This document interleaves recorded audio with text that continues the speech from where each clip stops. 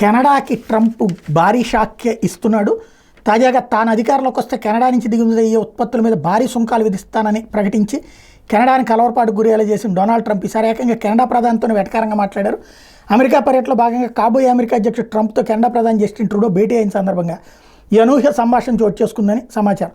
America media కథనాల ప్రకారం ట్రంప్ను ప్రసన్నం చేసుకునే చర్యలో భాగంగా కెనడాపై పన్నుల భారం తగ్గించుకునేందుకు ట్రూడో శనివారం రాత్రి ఫ్లోరిడాలోని పామ్ బీచ్ ప్రాంతంలో ట్రంప్కి చెందిన లాగో రిసార్ట్లో కలిశారు. మెక్సికో, కెనడా, చైనాల మీద అదనపు దిగుమతి సుంకాలు విధిస్తానన్న అంశం, అక్రమ వలసలు, మాదక ద్రవ్యాల అక్రమ రవాణా అంశాలు ట్రంప్, ట్రూడో మధ్య ప్రస్తావనకు వచ్చినాయి.